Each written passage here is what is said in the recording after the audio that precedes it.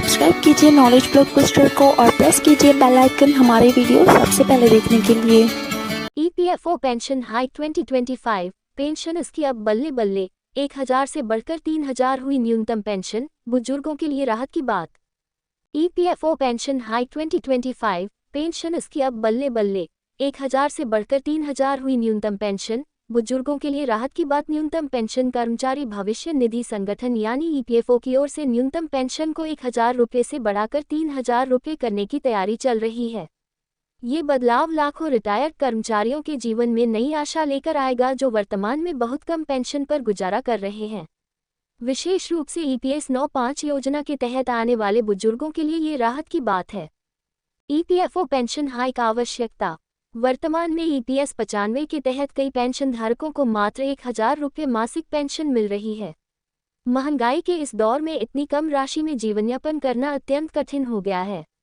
इसीलिए लंबे समय से पेंशनधारक न्यूनतम पेंशन बढ़ाने की मांग कर रहे थे।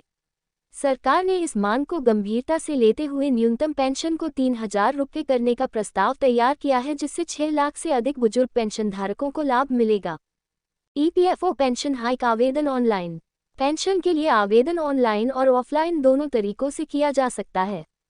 ऑनलाइन आवेदन के लिए ईपीएफओ की वेबसाइट पर जाकर सदस्य पोर्टल में लॉगिन करना होता है और फॉर्म 10D भरना होता है। ऑफलाइन आवेदन के लिए ईपीएफओ कार्यालय जाकर फॉर्म भरना होता है।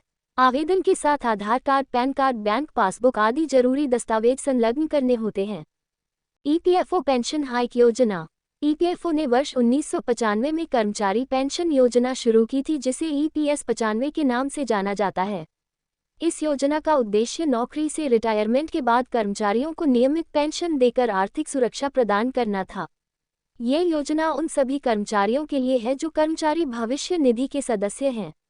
कर्मचारी की बुनियादी वेतन और महंगाई भत्ते का एक निश्चित हिस्सा पेंशन फंड में जमा होता है और 58 वर्ष की आयु के बाद उन्हें मासिक पेंशन मिलनी शुरू हो जाती है।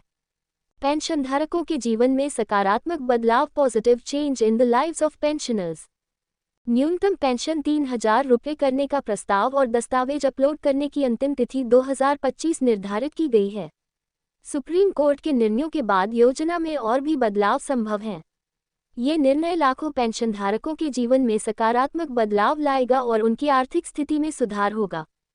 Thanks for watching. डिस्क्लेमर: ये वीडियो सिर्फ एजुकेशनल पर्पस के लिए बनाई गई है। कोई भी जॉब या कोई भी एप्लीकेशन देने से पहले ऑफिशियल वेबसाइट विजिट करके खुद से नॉलेज लेकर अप्लाई करें।